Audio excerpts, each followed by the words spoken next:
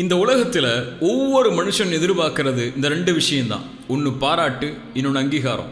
தன்னோடு வாழக்கூடிய சக மனிதர்கள் தன்னை பாராட்டுறதையும் அங்கீகாரத்தையும் வச்சு தான் இன்னைக்கு தான் யாருங்கிறதையே மனுஷன் தீர்மானிக்கிறான். நம்மளுடைய மதிப்பும் அங்கீகாரமும் பிற மனுஷங்கள்ட்ட இருந்து ஒருபோதும் கிடைக்காது. மனுஷங்கள் இதற்கு நம்பி இருந்தால் கண்டிப்பாக இந்த உலக வாழ்க்கையில் ஒரு நாள் துவண்டு போயிடுவோம். இன்னைக்கு நம்மளை புகழக்கூடிய மனிதர்கள் நாளைக்கு நம்மளை புகழாமல் கூட போகலாம். இன்னைக்கு நம்மளை அங்கீகரிக்கக்கூடிய மனிதர்கள் நாளைக்கு நம்மளை தூக்கி எறியலாம்.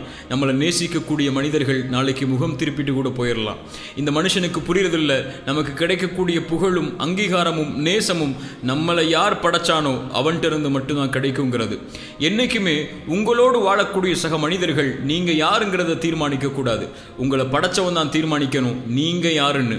மனுஷங்க உங்களோடு இருக்கிறதும் இல்லாம இருக்கிறதும், உங்களை புகழ்றதும் இகழ்றதும் விமர்சனம் செய்யறதும் அங்கீகரிக்கிறதும், நீங்க விரும்புறதை கொடுக்கறதும் கொடுக்காம இருக்கிறதும் நேசிக்கிறதும் மறுக்கிறதும், இது உங்களுடைய வாழ்க்கையை ஒருபோதும் தீர்மானிச்சிடாது.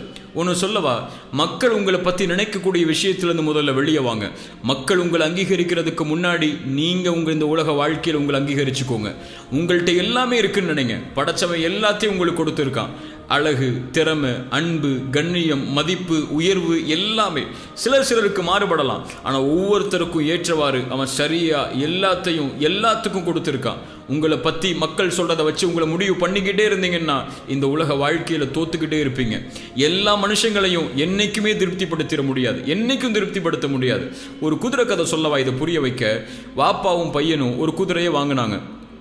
மக்கள் முன்னாடி நடத்தி கூட்டு போனாங்க. இப்போ மக்கள் சொன்னாங்க, ஏன் உங்கள் குதிரையை வாங்கினாங்க, ஏன் நடத்தி கூட்டு போகிறாங்கன்னு சொல்லி. மறுநாள் வாப்பா ஏறி போனார், பையன் கீழே நடந்து போனான். மக்கள் சொன்னாங்க, சின்ன பையனை நடக்க விட்டுட்டு வாப்பா மேலே ஏறி போகிறாருன்னு சொல்லி. மறுநாள் பையன் மேலே ஏறினா வாப்பா கீழே நடந்து போனார். மக்கள் சொன்னாங்க, வாப்பாக்கு மரியாதை கொடுக்காம இந்த பையன் போகிறானேன்னு சொல்லி. மறுநாள் 2 பேர் அந்த குதிரை மேலே ஏறி போனாங்க. மக்கள் சொன்னாங்க, வாயில்லா ஜீவனுக்கு இவங்க இவ்வளோ சிரமம் கொடுக்குறாங்களேன்னு சொல்லி. மறுநாள் மக்களுடைய பேச்சை கேட்டு அந்த குதிரையை விற்றாங்க. மக்கள் சொன்னாங்க, ஏன் குதிரையை வாங்கினாங்க, ஏன் இவங்க வித்தாங்கன்னு சொல்லி. இதுதான் உண்மையும் கூட. இதுதான் எல்லாருடைய வாழ்க்கையிலையும். எங்கேயாவது நீங்க போனீங்கன்னா போட்டோக்கு போஸ்ட் கொடுத்தீங்கன்னா, ஏன் போட்டோக்கெல்லாம் போஸ்ட் கொடுக்குறாருன்னு சொல்லுவாங்க, கொடுக்கலன்னா பிஹேவ் பண்றாருன்னு சொல்லுவாங்க. தலப்பா கேட்டுனா அரபு ட்ரெஸ் போட்டா வேஷம் போடுறாருன்னு சொல்லுவாங்க.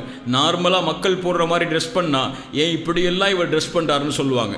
இப்படியே மற்றவங்களுடைய கருத்துக்கும் பேச்சுக்கும் முக்கியத்துவம் கொடுத்துக்கிட்டே இருந்தீங்கன்னா கடைசி வரை உங்களை நீங்க மாத்திக்கிட்டே தான் இருக்கணும். கொஞ்சம் கால பிறகு உங்களுடைய வாழ்க்கையை நீங்க திரும்பி பார்த்தீங்கன்னா உங்களுக்குன்னு அந்த வாழ்க்கையில எதுவுமே இருக்காது.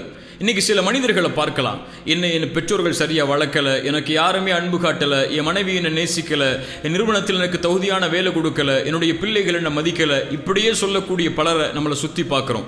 கண்ணியமா சொல்றேன், இதெல்லாம் எதிர்பார்த்தீங்கன்னா அதெல்லாம் உங்களுக்கு தேவை இருக்குன்னு அர்த்தம். அந்த தேவைகள் நிறைவேறலன்னா உங்களுடைய பாதையை அந்த எண்ணங்களே முடிவுக்கு கொண்டு வந்துடும்.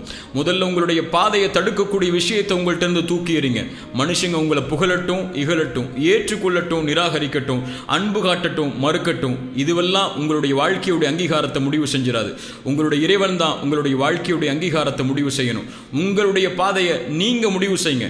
தனியாக தான் வந்தோம் இந்த உலகத்துக்கு, தனியாக தான் போகவும் போகிறோம். நாளைக்கு தனியாக தான் நம்மளை படைச்சவனும் நம்மளை விசாரிக்க போகிறான்.